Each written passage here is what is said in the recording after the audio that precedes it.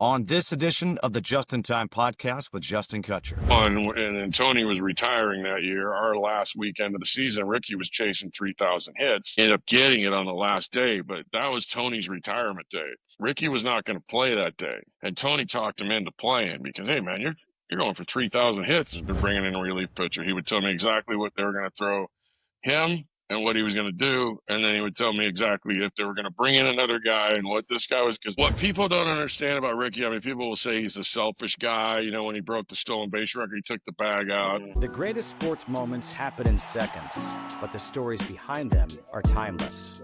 Dive into the mind of the icons who live those moments. No filters, just authentic conversations about the moments that define careers. I'm Justin Kutcher, and this is the Just in Time podcast. All right, welcome to the Just in Time podcast. We're joined by a good friend of mine right now, a guy who was actually my first ever college baseball analyst. And that, of course, is Phil Nevin. Nev, great to have you on. Thanks so much for joining me. How are you? I'm great. Thank you. Thanks. This is pretty cool. Do you remember the first game we did together? I do. I do. We were at Cal State Fullerton, correct? Yeah. As I had done a few games before that, you had mentioned this was one of your first college games you were doing. I had the pleasure, obviously, of working with some pretty cool people, but I had done one series before that, and that was with Dan Schulman. Oh, wow. Okay, so I'm sorry. And Dan and I have remained friends, but it's really cool to see where he's obviously gotten to. And I'm not saying he started by doing, regionals and college World Series baseball games, but it was neat. You could tell with both of you guys, it was easy to work with. The conversations flowed. They knew, because I didn't know what the heck I was doing, but you've obviously worked with colored people in other sports, and both of you just made it so easy for me. And then obviously through conversation over 3 hours of a game, and then before and after, whether we were preparation and then hanging out afterwards, we became friends and stayed friends, and that's the coolest part about it.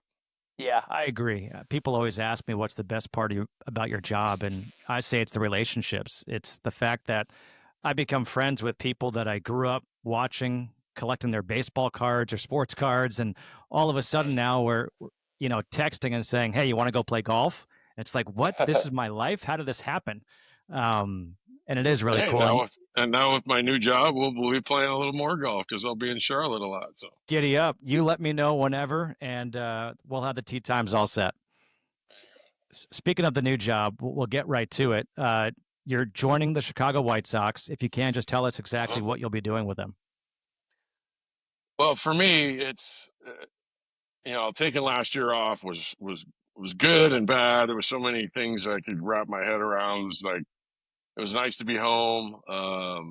As you mentioned, relationships. I mean, you kind of, not that you take for granted the relationships you have amongst your family, but to be able to be here year round. My granddaughter was 2 all this last year. To get to go and see her whenever I wanted, along with my daughter, and then just go see the boys play wherever they were at. Tyler was with Oakland all year, and then Kyle, was in high A with the Dodgers, and I've never got to see them play. It was the times in between, though, where I'd wake up and it's like, Krista and I would look at each other like, what are we going to do today? It's like, not much to do until 4 o'clock when Kyle's game would come on, and then Tyler on the West Coast is at 7. So yeah, it had its ups and downs, but I just missed the game. I missed the people, missed being a part of a team, and getting to do, I mean, I guess you can call it kind of a Swiss Army knife. I mean, the official title, I'm not quite sure what that is, a special assistant to, but I told them when they called back after the managerial interview didn't work out, when they called back, I just said, I don't want to be just a special assistant that sits at home and does nothing. Like, it's not in my blood. I want to work. If I'm part of this group, I want to try to make people better along with myself getting better. And so I'm going to do a lot of player development work. We have some young coaches and managers down there that I feel like, if there's anything that I've learned over my years, it's just the communication parts with people that have done this before. Not that you have all the right answers and you're an expert at it, but certainly guys that I'm looking forward to working with evaluate the system and look at our players. And then another cool part about it is, for those top few picks in our draft is being able to go out and see and identify amateur players, whether it's college or high school or junior college, and then be a part of that draft room. I was lucky my 2 years managing with the Angels, we were home at the end of the first half, and I got to be in those draft meetings, got to be in the draft room, and you kind of learn it, but I never got to go out and see those players. Like I was watching video, but seeing the players, getting to know them, and then watching the draft unfold and how it works, it's something that I'm really looking forward to as well. Well, I'm really happy that you're back in the game this year. You need to be involved in the game. You've got so much to offer. But you mentioned the draft. 1992, you're the number 1 overall pick. For me, my first memory of Phil Nevin is watching you at Cal State Fullerton in Omaha at the College World Series with the Oakley sunglasses. And I remember watching it with my older brother going, wow, this guy must be really good. He's got these Oakleys on. How did that come about? Well, I went to Cal State Fullerton, and right down the road in Irvine was where the Oakley factory was. Anybody knew what Oakley used to be. They were big in like motocross and dirt bike racing, BMX, I think it's called. And they had like the goggles, but they also, remember your Oakley grips on your bike. They had those wide, which I had as a kid. Well, Augie, my college coach, I don't know if he was contacted or had a relationship with somebody that worked there. Mark McNabb was the guy that was in charge of the baseball part. And they were trying to get into the sports, and everybody looked at him like he was crazy. But Augie let us wear these glasses during like practice, but no way he would let us wear them in a game. And I'm actually going, wow, this is kind of, I don't have to like squint, and I'm a fair skinned guy. Sunny out, wear the eye black or something. I always felt like I was like squinting into the sun. And we went to San Jose State the last weekend of the season. I think you lost me here.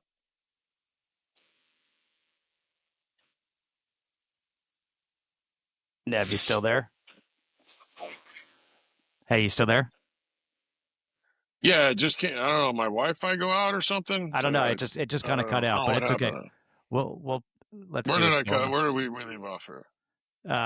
So you were talking about Augie said you can't play, you can't use them when you play, but you're like, this is great. I don't have to squint. Yeah, he let us wear them in practice, and we all thought it was kind of cool. And I had hit with him a couple times on, just trying to see what it was like. And we're at San Jose State, and it happened to be a windy day, and their warning track was big, dusty, and I had my allergies and everything. This stuff was getting in my eyes, and I couldn't see. And I asked Augie, I said, hey, coach, I can't see. Like, can I try to leave these things on? Like when we take batting practice, had a good batting practice. And if you know anything about college baseball, especially Augie, sometimes he didn't make the lineup until after batting practice. I mean, I had a pretty good idea I was going to play, but I went to him. I said, hey, I feel pretty good with these on. I mean, if you don't mind me trying it in the game, but every time I take them off, the dust is hitting me. He goes, give it a shot. Well, I homered my first at bat, and then I hit one later in the game. So I remember him walking up to me. He goes, you're never taking those damn things off again in a day game. So, and we went right from there to the regional at LSU. And we played, Fullerton. We always got shipped somewhere else, even though we're a better team. And, in LSU, they're going to set it up where we don't play LSU in the first game. So, of course, we're going to play the day game, and LSU gets the night game. And then we played the day game the next year. We played a few day games there. We beat the crap out of them and went to the World Series. And we played a lot of day games in Omaha, including the final game of the championship game. And I had them on the entire time. I got a lot of crap for it. There was an article in Sports Illustrated and it was anonymous players in the major leagues. Who's this guy think he is? And then a month, and I was explaining why I used it. Wasn't. I mean, did we think we looked cool? Of course we did. Part of you look good, feel good, play good, right? So, but yeah, I had the glasses, the long hair, and uh, then when I was drafted where I was, it became an ordeal.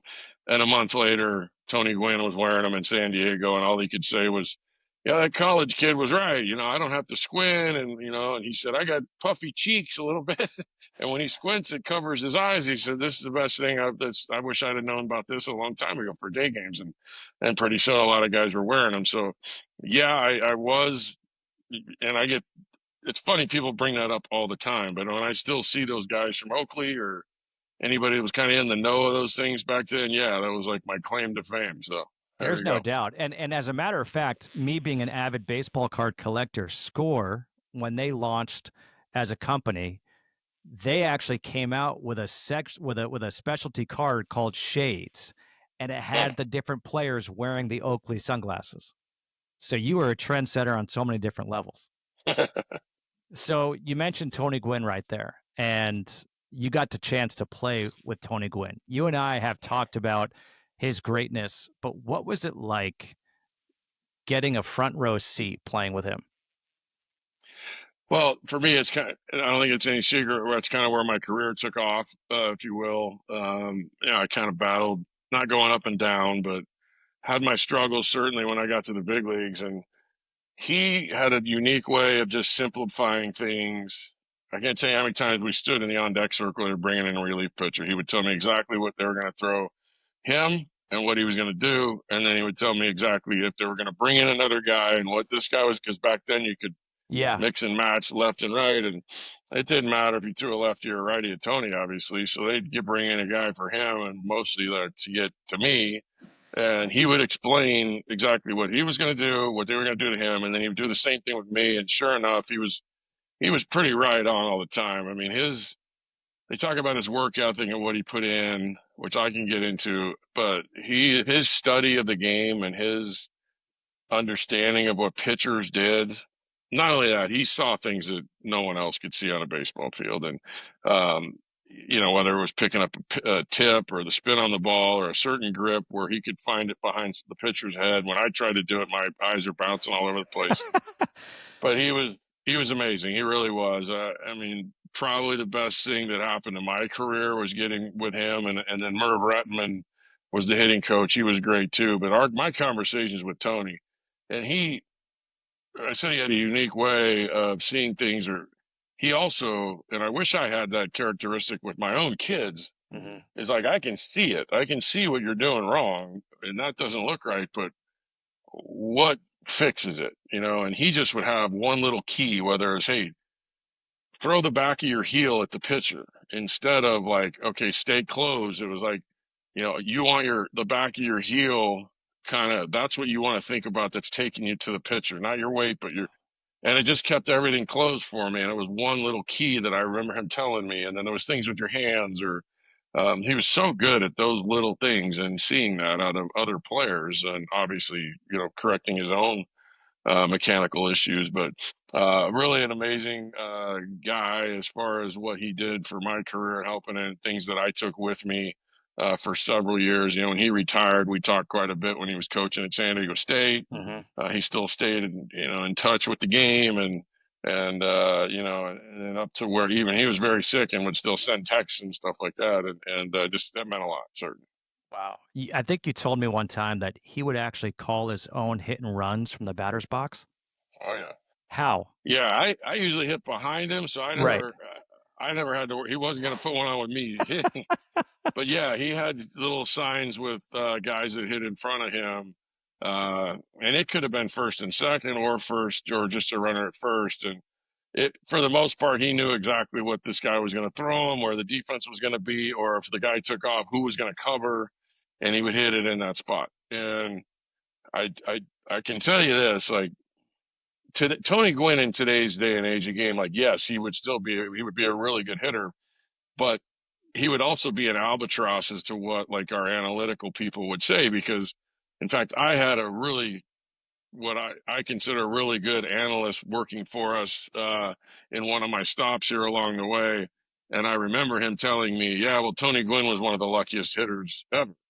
And I was like, wait a second. Oh This is God. where you lose me. Yeah. This is where you lose me with all this stuff. Explain this to me. well, his exit velo and the shift. And I go, wait a second. Nobody would have shifted Tony Gwynn because he would have hit it against the shift. I said, let me just tell you from my personal, and I had this long talk with him about, he'd put on a hit and run and he could see, I told you, he had a unique ability. He could see things that no one else did. He would see the shortstop covering, or he would see the second baseman covering, and he would hit it there. Like, the bad control he had, first off, the vision. How do you have peripheral vision when you're trying to focus on a little baseball, right? And I had a hard enough time just seeing that thing. And he was really good at some of those things. And by the end of that, I will say, by the end of that conversation, a lot of times the analysts that we have, it's really hard to convince them otherwise when it comes to those numbers. And this particular person, I think anybody that I would have spoke to who was in that seat would have understood exactly what I said, that they just never have seen somebody like him. Yeah, I can remember actually doing a game in Oakland with Eric Karros on Fox, and we were talking about the shift and this and that and how it's all the analytics. I said, so where would a guy like Tony Gwynn or Wade Boggs or Ichiro fit in? Are you telling me those guys couldn't play today? I'm like, it's insane. They do. Luis Arraez, Yeah. he's a lot like what you would have said. His exit velos aren't real high. He doesn't hit for a lot of power. They consider his ball off the bat it one in the lower percentage of big league players, but in a day he gets hits and he gets on base, and he gets on base because he gets hits. He doesn't walk a ton, but if you just take it all and put it together, like if you're watching a baseball game, first off, he's a tough out.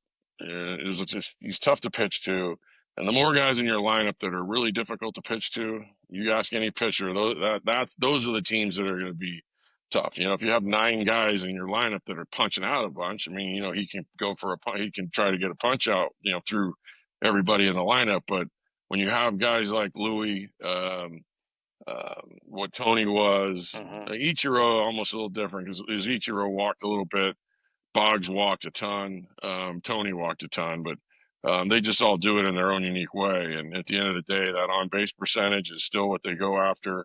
And if you're hitting 320, 330, 340, it means you're on base quite a bit. And Yeah.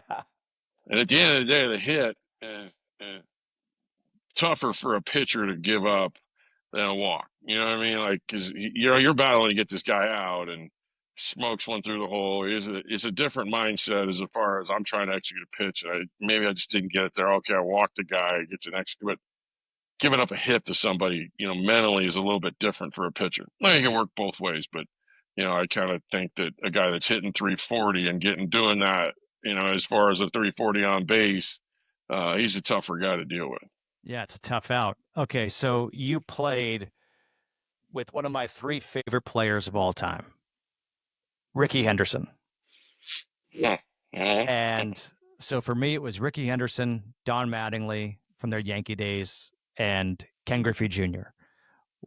And obviously we know that Rickey recently passed away, rest in peace. What was it like playing with him? It was. I mean, I was lucky. I got to be able to play with guys like him. I mean, in fact, he and Tony we were teammates all on the same team. 2001, and then Tony was retiring that year. Our last weekend of the season, Rickey was chasing 3,000 hits. He ended up getting it on the last day, but that was Tony's retirement day. Rickey was not going to play that day, and Tony talked him into playing because, hey man, you're going for 3,000 hits. And he told him, he said, it wouldn't be a better honor for me to go out watching and you get your 3,000th hit because they spent so many years together and were buddies. And sure enough, Rickey got that hit. Well, it wasn't but a week or so before that, he was chasing the all-time runs record. Yeah. And I told this story a couple times recently since he passed, and people have asked me about him. But so if you remember the highlight, he actually hits the home run to break the record, bounce off the top of the fence, and he slides into home plate. Well, there's a little bit of a story behind that because the night before, I missed driving him in, which it broke my heart. Like I wanted that bad, and then he didn't get on base in the first inning this game, and it was like a close play or something. I remember coming in the dugout. I'm like, dang, I really wanted you to get on, Ricky, because I said, I want that ribby. He goes, that's okay. He goes, Ricky's going to have to take care of himself now. Now, he wasn't a home run hitter at that point. Like, I don't even know if he'd hit a home run all year. And I remember it might have been his third at bat. It had to have been, because I walked to the plate. Paul Duca was catching, and he was saying something about what Ricky was saying while he was at the plate. And I don't remember what he said, but I do remember turning around. I said, well, he did tell me he's going to drive himself in because I screwed it up last night. And when he does, he's going to slide into home plate after he hits a home run. He goes, yeah, okay. And he did it his next at bat. Oh, wow. And in fact, LaDuca put out a tweet the day Ricky passed, and he actually even quotes it in there. And I was telling the same story. I remembered it. So, what people don't understand about Ricky, I mean, people will say he's a selfish guy. You know, when he broke the stolen base record, he took the bag out. Yeah. And then his famous quote when he's addressing the crowd is, Lou Brock was the greatest base stealer of all time, but today I'm the greatest. Or was a great base stealer, but today I'm the greatest of all time. That's just him telling the truth. Is what it was. I mean, like, and it's just how he was. Like, he cared more about winning. He cared more about his teammates. He helped his teammates. He loved to play the game. Nothing about Rickey Henderson was selfish in any way. Now, I mean, everybody makes jokes about how he forgot names and stuff like that. Well, I will say this, in September, this is where I say this was like a cool moment for me. I mean, yeah, we played together, but he played with John Olerud, remember? And he couldn't remember. He said, yeah, I played with a guy last year that had a helmet on like you. He goes, yeah, that was me. I was on the same team with you when they switched from the Blue Jays to the Mets or vice versa. So the fact that Ricky remembered my name all the time was pretty cool, all the way up until this past September when Tyler, my son, was playing for the A's, and I went for the last week when the Coliseum was shutting down, and Ricky was there. Passed him in the hallway, walks up, hey, Nav, gives me a big hug. I mean, everybody, he just got sick and passed. It was just a crazy thing. But I saw him in September. He looked the same. He could put on a uniform and he'd look great in it, and he probably would be able to do some things on a field still. But those are the things that I'll remember about him, about what a great teammate he was, and the fact that I must have had an impact on him if he remembered my name even that many years after playing together. So we're going to have a thing for him. I'm going to be able to go up in Oakland, and I know a lot of guys will be there. It'll mean a lot to a lot of people that are going. So. That'll be really cool. And that's something that I don't know if a lot of people know about with you, just the size of your heart. What you did for your old GM, Kevin Towers, when he was battling cancer. Just, and help you kind of bring these people together for, situations like this. It's something that I think is so great about you. And maybe it's the reason why we've stayed friends for all these years, because I just think the person that you are, you're a special one. And I'm very lucky to call you a friend. So I appreciate that. That's I just like the boys getting together for me. I mean, I know. I do. But your friend, like you said.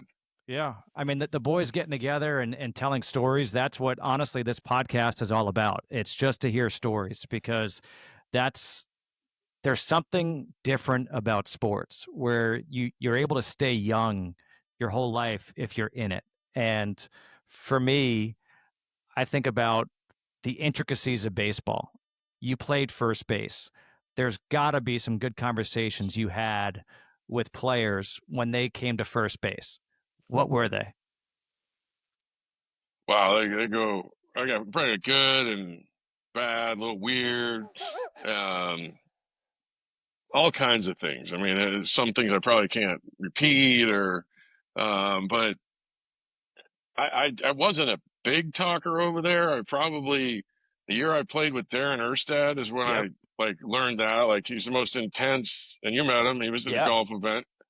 He was one of the most intense. I'm not talking to you people on the field. Like, it drove him absolutely out of his mind when he would see guys before the game, like meet in center field and hugging. And so when we played a couple years out. So I was teammates with him in '98, and we probably '99 or 2000. I don't remember playing first. I think he got to third base probably, or he might have been playing first, and I got there. And I'll never forget it. I wasn't going to talk to him because I know he doesn't talk, and I was going to be deliberate about it. And just under his breath, without his lips moving, because he probably didn't want anyone to know or a camera to see. He goes, "You can fucking say hello to me, you know." I don't talk to people on the field. I said something like that, and I think I almost got a smile out of him. Certainly did after the game, but just another guy that have so much respect for, love him. As I said, one of the most intense players I've ever played with. And another one happened. Unfortunately, we're talking about death again. Mike Dar was a teammate of mine with the Padres for a couple years. He passed away in 2002 spring training in an automobile accident. He'd only been in the big leagues a year or so. It was just kind of on the rise. He's got a couple young kids, Matthew and Michael, that we kind of followed after Mike passed. Anyway, we wanted to do something for the boys. So Trevor Hoffman and I, we had a bowling event, and so leading up to this, and I'm not anybody that like asks for autographs and things like that, but we would have our clubhouse here. We'd buy jerseys, like had jerseys made, and we'd send them over to players and explain what it was. Trevor and I both did it. Well, this one particular, we're playing the Giants, and I sent one over for Barry, and I know Barry well. We did a all-star tour in Japan together, and I really had a good relationship with Barry. Everything good. Well, I mean, he can kind of be a little intense during a game too, and I think we had sent one over to Jeff Kent, and maybe one of the pitchers. I don't know who it was, but well, we got two back, but Barry hadn't sent his back, and it was the last game of the series, and he got to first base. We probably walked him. Actually, Boach never walked anybody. Barry hit how many? He hit 19 damn home runs against us one year, but so he got to first somehow, and I walked over. Hey, I said, "Hey, I appreciate you signing that jersey. I haven't got it back yet." He goes, "What jersey?" And I saw the one for Mike Dar, and he goes, "Hey, I already signed something for that dude." And then it kind of ticked me off. And I stepped off the bag and I got in front of him like, "That dude's dead, man." And and then, not that we were in an argument, like it wasn't going to escalate into like a fight or anything, but everyone's looking out like, what in the heck is going on over there? And I got back in the dugout, and somebody goes, "What the hell is going on? What happened out there? You guys yelling at each other?" I go, "Wow, a little miscommunication." Like he had thought somebody else had sent a jersey over, and he probably gets a lot of that. And then he understood what I was talking about, and it kind of mellowed real quick. But for a second, I'm like, geez, are we really going to like scrap out here over a jersey I'm getting for a dead teammate, for crying out loud? But he, it was just kind of one of those funny stories that happen out there. But there's a lot of conversations, whether it's the first base coach or, when I was playing third with the third base coach. But there's a lot of things that are, if they had a hidden microphone over there, which now they do a lot, the conversations have probably changed. But, whether it's what you might have done the night before, and now with social media, you can't do any of that stuff. But, somebody sitting in the stands that you're peeking at or anything like that, you can't do those things anymore. But the conversations were great. What about whether it's at third base or first base, and the pitcher needs a breather, so you kind of go in to just give him a break? What would you go in with? Is it, obviously you're going to read the moment, but if you're going in for a funny, bit to loosen them up, what are you going with? I mean, it just depended on the situation, right? I mean, who was on the mound or anything like that. I mean, I had a couple of good ones as a coach in the minor leagues. I can tell you that. We were in Salt Lake City, and I had a pitcher just getting crushed early in the season, and ball flies there and several home runs. And I went out and I just told him to turn around. He turns around, and you can see the mountains in the background with all the snow and all that. And I said, I don't know where those balls are landing, but it really looks pretty out there. I don't know. I just said something about the view or anything like that. And then I had brought my phone. I'm like, let's take a picture. And he's looking at me like, are you kidding me? And I had. I took my pic and I took a picture of us on the mound with the mountains behind us. And I'm not sure how he did after that. Probably not real well, but it was just little things like that. You try to lighten the moment. You try to, you know, Andy Ashby, actually, I was catching him one time, and I kept calling pitches and kept shaking and shaking. I went through each one. It's like, so finally I go running out to the mound. I go, what are you doing? What do you want to throw? He goes, I just wanted to shake you up, see how long it took you to come out here and talk to me. I was like, I guess, what, you need a breather? He goes, no, I just like talking to you. Go back. I go, okay. That was it. Like he needed it was his own way of getting refocused and getting back in the moment. So it was good. I love that stuff. I could eat that stuff up all day. Speaking, you mentioned Darin Erstad. He also, like you, was a two-sport athlete.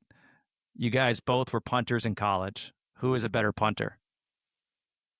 We never played against each other. Like if you ask me, I'm going to say me. But here's how I think we've always ended the argument. He might have been a better punter because I did both. Because I kicked and punted. You kicked, I yep. don't think he kicked field goals until just part of 1 year. So I always said, all right, fine. I'm a better field goal kicker. You're the better punter. That's great. I get to score points though. You do whatever you did. So the only problem was at Fullerton, I punted a hell of a lot more than he punted at Nebraska. We do know that. How did that happen? How did you turn down being a third-round pick at a high school by the Dodgers and decide to go to Fullerton to play baseball and football? Well, a couple things. For one, my parents were pretty set on wanting me to go to college. So obviously, when mom says that, it means a lot. But I got drafted by the Dodgers, which was my favorite team as a kid. Mm-hmm. I actually got to go to Dodger Stadium. I sat in Tommy Lasorda's office with him shaking his long, crooked finger at me. You want to be a Dodger? With my parents in there, and they did make me a really nice offer for where I was picked. I'll tell you what swayed me, because at the end of the day, it was my decision. So I went out. They went out to show me the field at Dodger Stadium, which I'd only been as a fan, but I had just played my CIF, my senior, the state championship was at Dodger Stadium. So I got to be on the field, but walking through and up the dugout's a little different because we just walked in from the outfield and played the game and then left on the bus. But so coming in like through the clubhouse and walking up the tunnel and out on the field running wind sprints was Kirk Gibson. And they brought me out and introduced me to him. He's dripping sweat. This had to be 1 o'clock in the afternoon, maybe 12. No other player was there, but he was there just getting wind sprints in and running. He was coming back from injury, but he was already playing. So I remember going out and sitting next to him in the outfield, telling him who I was, what I do, and then I brought up playing college football, which he was a really good defensive back for Michigan State, and Yep. he said, "Let me tell you something. This is always going to be here. If you're good enough, this is going to be here." He said, "I would never trade anything in my life for getting to play college football. It's the best thing. It's the most fun time I've ever had in sports." And that's the thing that swayed me because I had pictures and Wow. posters of Gibby on my walls. So I ended up getting to be. So that happened. When I originally, so I didn't sign, but when I ended up playing pro my first year with the Tigers, I became teammates with Kirk Gibson, and I coached with Kirk Gibson with the Diamondbacks. So it kind of came full circle. But I tell that story a lot. He remembers it, but he's really the one that kind of pushed me in the direction of playing football in college and playing two sports because it was, he had such a blast doing it. Now I was at Fullerton, a little different than Michigan State football, but obviously the baseball was better than what Michigan State does too. So um, it was, and I'm glad I did. It was a great 3 years, and Augie wasn't there when I went there, but then Augie came back obviously my sophomore year, and if I hadn't done that, I wouldn't have been around Augie Garrido, which I'm not sure I know I wouldn't be in the same position. Yeah. So Augie Garrido, obviously the legendary college baseball coach, Cal State Fullerton, Texas, and a great friend of yours. Also, man, it stinks that we're saying this, but another guy who passed away too soon a few years ago. Fans are getting old. We got a lot Tell of me about friends. it. This is what happens. It happens a lot. It's weird. I'm not a fan of it. I'm telling you that right now. No, no. I don't like this whole getting old thing. It's driving me kind of crazy. What's more difficult, kicking a game-winning field goal or being up at the plate with the winning run on base in the bottom of the ninth inning? I just got done telling you, like, I led the nation in punting every year because I had to punt every time we had the ball. I only had that opportunity one time in college. And my freshman year, we were actually pretty good. We went 7-4. I think we tied one game too, and we weren't real good. my sophomore and junior year, and I never had a late kick opportunity. The only one I got was against San Diego State my freshman year, probably the second or third game, and we're playing at old Jack Murphy Stadium. It's still baseball season. Yep. And it was a 36-yard field goal, but we were on the right hash of the infield side, but we're on that end of the field. So I wasn't kicking out of the dirt, but San Diego State called timeout. It was like 2 seconds left. Ice the kicker, I think we were doing. So I never went over the sideline to normally the kicker would go over there and kick into the net. Well, I was a shortstop at the time, and so I walked 10 feet over, and I'm standing at the edge of the dirt looking up. I'm like, man, I'm going to play baseball here someday. Like, this is kind of cool. And remember the head coach, Gene Murphy, an unbelievable man, too. I could hear somebody yelling at me, and it's my head coach, Nevin. I come around, like, yeah. He goes, what the hell are you doing out there? I go, I'm just checking out the baseball field. I'm going to be playing short here one day. Which I ended up playing third there one day, and I was on the Padres. But he's like, "Are you kidding me?" He was pissed. And then I made the field goal. It was a game-tying field goal. That was the game we tied. And that was his big thing in the press conference. He thought it was the greatest thing ever. He's got ice in his veins. He doesn't. He was concerned about playing baseball. I was just leaving him alone, which was not true. He was screaming at the top of his lungs at me. But I think anyone else, like, who was it? Sarkisian brought his kicker over the other day, and right before he was going to make that big kick. And I looked at my son. I go, that's the worst thing you can do right now. The kicker is a different human than anyone else. He's over there telling him how great he is. And he's got his routine he's got to be in. Now he goes from this emotional moment with his coach right out to kick. It's just not, that's knowing the room and knowing. And I love Sark, too. I think he's done a great job at Texas and everything. He's, how he's evolved into the great coach he is. But I looked at my son at that point. I go, he ain't making this damn field goal. And he might have made it, he might have not. He just missed it. But it ended up working out for Texas. But, the kickers, we can be a little finicky, with our routines and stuff. When was the last time you actually kicked a football? Oh, yeah. I got a good story on that, too. Okay. It was about 5 Christmases ago. And I had made a comment, and this is true. I never missed an extra point, which now the NFL, they moved it back. In high school, we had the wide goalposts. For my freshman year at Fullerton, they moved the goalpost back to the NFL, but they left the hash marks out for 1 year, and they took the block away. So it was my first year kicking off the block, but I never missed an extra point. And I always have that. Like I always say, I don't know how that guy can miss one. Oh, really? I never missed one. Okay. You think you can still make one? I always get that. I'm not easy. So I open up my presents on Christmas morning. There was 3 NFL footballs. We're going to the high school. You're going to kick an extra point. My daughter at the time was a sports. She did she was on a training staff. She was in college doing. She was an athletic trainer. Mm-hmm. So she's like, Dad, I don't know if this is a good idea. You should probably stretch. We're leaving for Cabo the next day as a family, go play golf. And so we go over and we're catching passes and throwing the ball around. And I did a couple just little no step, like my warm up. And so I let it go. Extra point, I made it.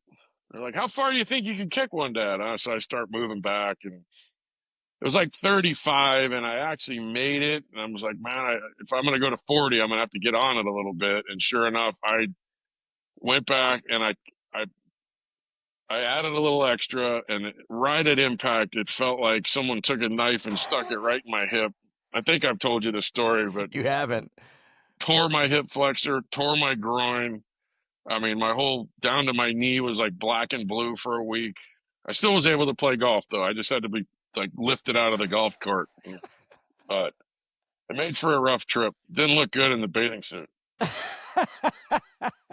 So, That's funny. The last time I did.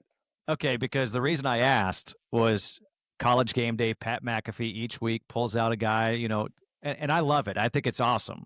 I think it's so much fun. And so I was wondering if you were there, could you go and hit that 35-yarder? 100%. For $1 million, my leg can fly through the goalpost. That's fine. I'll take it. All right, so let's transition over. You see this picture behind me. I think you actually know that picture because if I'm not mistaken, you did a podcast from my place in Charlotte, and that was your backdrop. and that was actually taken before Game 7 of the 2003 ALCS Yankees and Red Sox. I was lucky enough to be doing stats for Joe Buck and Tim McCarver, but you had and I'm going to say the honor of being the third base coach for the Yankees with your good friend Aaron Boone. You guys Yeah. weren't at that stadium; you were at the new Yankee Stadium. But what was it like the first time you put on those pinstripes? Yeah, I wasn't sure where you were going with this, but yeah, that I tell you what, I remember going to spring training, and you always, as a player, you always put on the uniform. Oh, this is kind of cool, have one sent to you before you go. But that one was just a little bit different.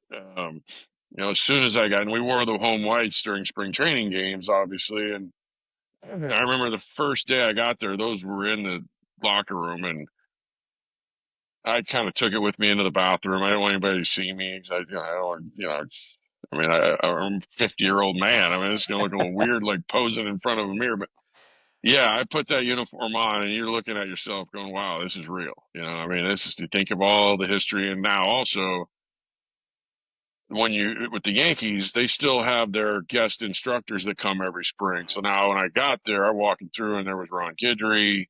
Well, they had more of the younger players, but Ron Guidry, Goose Gossage, Soriano was there. Uh, just a whole group with really neat people, Willie Randolph and Stump Merrill, and the conversations we would have in there, and just walking through, and then seeing that uniform, I'm like, wow, we're in a different place than I've ever been, and every major league uniform has been special that you put on it. I've never not thought that, but this one was a little bit different. And great 4 years there, and getting to be with Aaron, who we grew up together. I went to high school with Brett, his brother, but just it was an honor to be for him to call and ask me to be on that staff for one, and to help him a little bit while he was kind of getting his feet wet. I mean, he went right from the TV booth into the Yeah. manager's seat. And I've said it all along. I'm not sure there's anybody that could have done it the way he did. He just understood people so much, but he paid attention to the inside workings of the game when he was broadcasting, when he was coming up through the game. He was around his dad, who did stuff in player development too. But the fact that he had all that nailed down, I mean, I'd like to think that maybe I helped him a little bit. I mean, he says that anyway once in a while, but um, a transition he made, and he gets he gets hammered a little bit in New York by whoever, the media and social media and stuff like that. But I think if you ask anyone there, I mean, he's the perfect guy for that job, and they nailed it when they hired him. And it's a matter of time; they'll get a chance to win one. It was a tough one for me because I mean, wasn't tough. Dave Roberts and I are such close friends too, but working with Aaron for 4 years, I was really rooting for the Yankees this year. It didn't work out, but the secondary was like Doc won too. So, Right. and he had that. Oh well, they just won in a COVID year. That was the only time they could win. So, just as happy for Doc as I would have been for Aaron. And if it's not a team that I'm involved with, I'm certainly a big time Yankee fan still. I can remember it was so you would always have this golf tournament, 54 current ex major leaguers, a couple of other former athletes, and then like people like me. And I always laugh that I was invited, and I'm always grateful because those were three of the greatest days every year. But it was that year where Aaron had just gotten the job and he and I were flying. Our team won that year, and we were getting updates on the plane going from San Diego to Phoenix, and then I had to go Phoenix somewhere else. But we landed. We're like, we won. But I remember we were talking, and I said to him, I was like, dude, you're gonna be awesome. Like, just go out there and be you, and the players are going to love you and the media is going to love you. Just go do your thing because it's going to be a great thing. He was actually going to Phoenix to then fly to New York to start looking for houses. Um, so it Which was he's it now was had three oh since really? oh, he's a house. He's a house whore. I've called him that many times. Even when he lived in Phoenix, like he'd come home in the house and he was like he was bored. I just can't get in your house, And they just keep like, and it's not because I like upgraded or they just get bored in one house. He's been there 8 years now. They're on their third house. They're coming up, and I'm not supposed to know if I'm supposed to yell that to the public, but Yeah, he can't stay in one place. And maybe it's either him or Laura. I don't know. But they're always moving. That's hilarious. Okay, so before I get into your managing career, because after you left, well, we'll go right there. After you left the Yankees, you went to the Angels, and you were there with Joe Maddon. Joe Maddon gets fired. You become the interim manager. I know it's something you've been going for a while. What was it like when you realized you're now the guy? And I know it was an interim basis, but then they lifted that and they named you the manager. So when you achieved that goal, I mean, yeah, it wasn't really exactly how you planned. You thought it was going to happen, and it was sudden. We were in the middle of like a 10 or 11 game losing streak, probably more than that. And the GM had called me that morning. And honestly, I wasn't sure. Like, we had heard there's going to be changes and this and that. And I know he even thought, like, Joe, I mean, Joe has had a great career as a manager. He won a World Series. And I know he was there before Perry was there. It was kind of Artie's hire. So you never expect that. I'm thinking, man, you won't be letting some coaches go. Now the GM's calling me in the morning and he called and said he wanted to meet me for a cup of coffee. Well, this was in early June and it happened to be really hot. I just remember it being really hot out. I'm like, I had to drink coffee at 11 o'clock. I'm not a coffee drinker anyway, but certainly not when it's 100 degrees. And well, we ended up meeting. He got to the point right away and told me. So it was kind of a shock for one, but it was like, well, I got to make a couple calls. He goes, well, make them quick because we got a press conference in 30 minutes. Like, it would happen that fast. And oh my gosh, so really, like, the first couple of days were like a whirlwind. In fact, when I started the press conference, somebody had asked me about, and now it was probably 1 o'clock, which the players are starting to get there and they're learning the things. And well, somebody in the media, it was probably one of the Japanese writers, where are you going to hit Shohei in the batting order? And at that point, it dawned on me, like, geez, I got to make a lineup for the game tonight. Like, I got to get in with the player. And, we were obviously had a team meeting and did all that, but I got done right away. I texted Ray, my bench coach. I'm like, hey, and I remember saying, yeah, Shohei will hit second. I don't even know why I said it. I just said it. I said, hey, we got to make a lineup out. Just give me a rough draft and I'll go, but just make sure Ohtani's hitting second. uh, so we went from there, and it's when I finally got the emotions and everything out of it. It was something, yes, I'd worked for a long time. I enjoyed every second of it. I love the players. I loved everything about that job on a daily basis. I certainly miss it. Love that opportunity again. Um, it just didn't last as long as I thought it would there for a little bit for whatever reason. But I do think that, from that experience, we all learn from a lot of things, how people are treated, how you treat people, the cohesiveness from top to bottom that has to happen. And, you, through your experience, you understand, like, what makes things work and what takes away from things working. As I said, I'm not without fault. Certainly, we're going to learn through the way. But when you don't have, when you have dysfunction in a certain area of an organization, it's not going to go well on the field. It doesn't matter where it's coming from, and it just bleeds into players. It bleeds into that room, the coach's room, and when it's not good from the top, or anywhere for that matter in an organization, it's going to show at some point. And it's something that I certainly would want to be a part of. Something that's got it's a fluid movement from top to bottom. And I know that I wouldn't take another one unless it was in that case. And you certainly learn a lot from. I I can echo those sentiments exactly. You don't realize what you need to have everything working correctly. And sometimes you get a job offer and you think, oh, this is great. But now, after having an experience, you're going, I need to do my own research and figure out exactly what it is that I'm getting into. You said to me, I think it was the 2013 Rose Bowl. You and I were both at the Rose Bowl, and Mike Trout, I guess it was after Trout's rookie year, you said to me, Kutch, he's the best player I've ever seen. And I remember going, Nev, come on, like better than Griffey. And you go, Kutch, the best player I've ever seen. You then got to manage him. So after watching him from the other dugout, managing him, what was your takeaway from that? Same. I mean, I do. And, I mean, the other guy on the same I team, was going to it's ask pretty about hard that. for Yeah. me not to, pretty hard for me not to say that's the best baseball player I've ever seen when you look at the whole ball of work. But with Mike, I hope it's not a longevity thing that takes away from that, because when Mike was at peak of his game, I'm not sure. Now it depends on how you want to look at things. I mean, I think Barry was the best guy, the best player I've ever seen play or played against. I should say played against. Mike's the best player I've seen.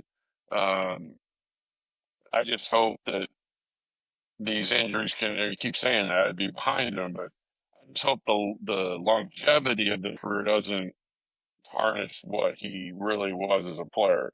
I mean, hell, my first year with him, when the year I took over in June, he only played 114 games, but he hit 40 runs and had 1,000 OPS too.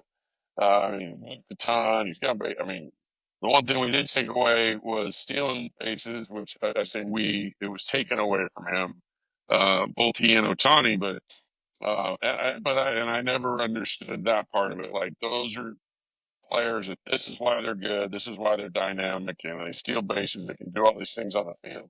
Why are we taking one aspect away from that just to maybe keep longevity, because they've had a few injuries here and there? I mean, it'd be like saying we're not going to throw Justin Jefferson over the middle. We don't want him Right. hurt. You know what I mean? Like, I promise you'll see Justin Jefferson go over the middle tonight. It just, those are the things that I didn't understand. But back to your point, I think Mike Trout, to me, at his peak, the best player that I've seen play the game, without a doubt. And I mean, and there were so many things he could do differently on the field. Junior is probably one of the best defensive center fielders, but Andrew Jones was Mike is close to what Griffey. Not, I don't know about Andrew, but he's really close. Um, Stealing bases. I mean, I think if you have the opportunities and where you're hitting in the lineup's a little bit different for Mike too, and what's behind you. I mean, if Mike had the opportunity to steal 70, 80 bases, Mike would.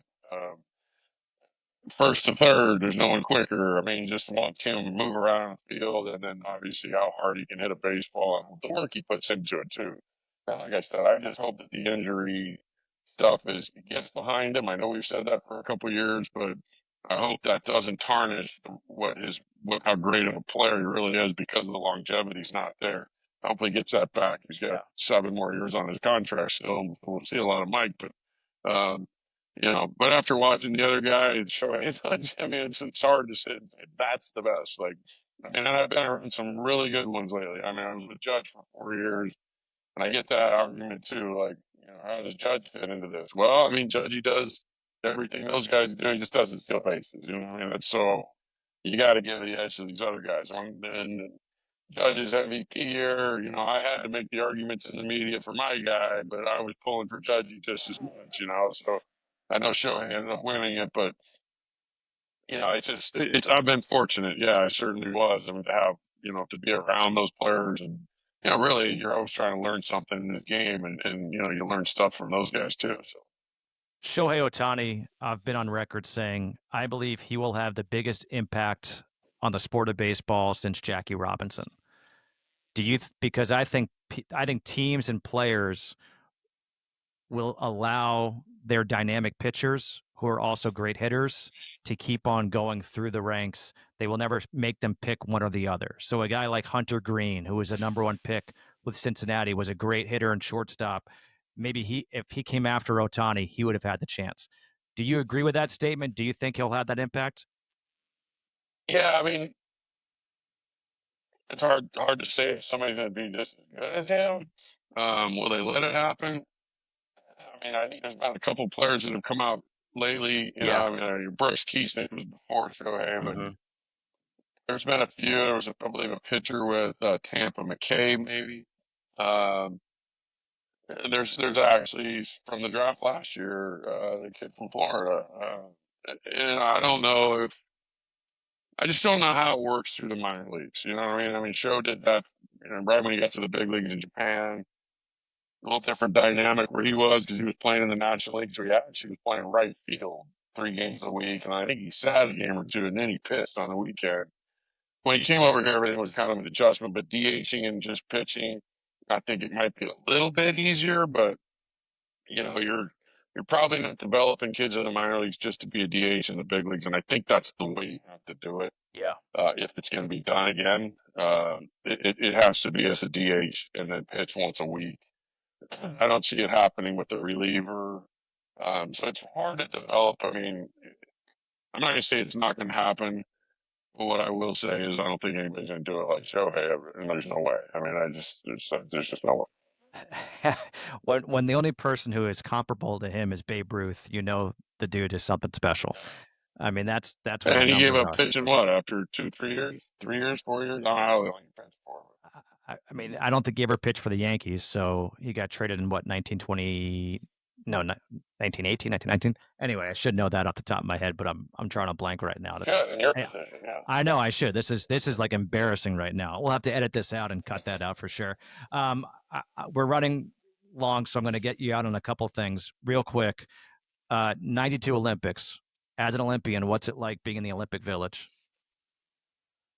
Well, there were so many cool things. The village was fun. I mean, you're just around the athletes. That year was the first year of the Dream Team. They Yep. weren't in the village, but a lot of events that we were at, they were at. The opening ceremonies for me are what stands out. It's the one memory I have, and probably the biggest, hair standing up on your neck, chills moment, walking into the stadium in Barcelona for the opening ceremonies. Now they do the sports in alphabetical order, so it's like athletics or whatever. So basketball, baseball, basketball, right there with badminton. You know what I mean? Right next to it. But I don't know the badminton guys. They we walked out with them. They're wearing the same USA uniforms we are, and I was standing with Barkley and Jordan and Bird and Magic. It was unbelievable. And first off, the stadium's chanting USA, so I mean we get out there. There's a lot of Americans out there, and then so the whole place is chanting USA. You walk around the entire track, which felt like I was running 100 meters. It lasted like 10 seconds. And then we're on the infield, and then they bring this big flag over all the athletes, from all the countries. This is a huge flag. I think it was the ring or something. But we're all underneath this thing, and we took a bunch of pictures underneath this tarp or whatever was over us. And, the basketball players were holding up. They're taller than all of us. But I just remember, sitting there and talking to him like Dale. Michael he wasn't playing baseball yet, but he eventually did. But they're all big baseball fans, and we're obviously all basketball Right. fans, and getting to go to their games and being around, it was like surreal. You're just hanging out with these guys, like the same team right now. It was really kind of cool, but seeing all of them through the village and the athletes from other sports, and well, I will say this is one little thing. I don't know what kind of rating your podcast is here, but we also in Barcelona, Spain, they built the Olympic Village right on the beach. And if anybody's been over to Barcelona, Spain, and right on the beach, there's clothing optional on those things. And for the European athlete, it's normal. So we walk out there, and we're 20, 21-year-old college kids, and there's all the athletes and from all the different sports, and they're just it's normal. They're running around nude, and you don't know what's going on out here. And yeah, You're we like, we man, spent I a lot of love time on the beach. Barcelona. We ended up buying a lot of sunscreen, being on the beach a lot. Well played, well played. All right, so now we'll get to this segment I like to call this just in, where we'll get you out on a couple of quick questions. You are the number one overall pick in the 92 Major League Baseball draft. Who do you think is the best number one overall pick in MLB history? I probably Griffey. Chipper came to mind with Griffey off the top of my head. If I'm missing one, I'd probably say Ken Griffey Jr. Yeah. All right. Obviously, we've talked a little bit about golf, Was not there a an ton about. obvious one I'm missing right there? No, I mean Alex Rodriguez is up there as well. But I'm with you. I thought Griffey in my head, but I was curious. Junior. Yes. Yeah. Terry Francona also was a number one pick, but yeah. Your career low golf score. Got 66 and actually in a tournament situation. So What? yeah, I used to play all the time, Justin. You know that. I mean, I'm not quite there yet. I'm still a scratch, but Where was that? We were in Orlando, Florida at the, we did that mix with the LPGA and celebrity tournament. Yeah, I had it was 66 or 57. It's a point system there. Okay. Like Stableford. Yeah. After day 2, I climbed up to one of the tops and I got to play with like Lexi and Rickey Henderson the last 2 days because I had the one good round. I didn't match that round. I certainly had one really good day. Yeah. That's fantastic. All right, and your favorite golf course you've ever played? Answers. Nev, can't wait to play golf with you again soon, this spring, this summer, whenever you come down to Charlotte. And just thank you for the time, for the stories. It's always fun, and really, more importantly, thank you for your friendship. It really means a lot to me. You got it right back at you. Still got our picture on that bar that you gave to me. Wait a minute. You mean that one? Yeah. Well, you signed it to me, but yeah. Yep, I've got one as well. So it stays up there with all my pictures that mean a lot. Also, Rickey Henderson's up there, so that's where you are in my list. You're up there now with Rickey Henderson. You listed off a pretty good 3. I will say that. I mean, there's reasons for all of them, and you list. It's kind of it just. I like to ask those questions to people. Who's your favorite player of all time? And the answer you get says a lot about the person. You know what I mean? Because if you're a true fan of sport, and you dive into like what that person was all about, who they were, and the fact that I know you mentioned Griffey. I know you mentioned was it the third one? Mattingly. I mean, they don't get any better than those 3 guys, and good choices. Yeah. Well, I appreciate it. This is so much fun, just in time. This is what I wanted. So, Nev, thank you. Enjoy the rest of your off season before you get back to work for the White Sox. You got it. Let me know if you need to get some of the boys on your podcast too. We'll get this thing big. Giddy up. Let's go. You had to start off with me. There's nowhere to go now. Thanks, dude.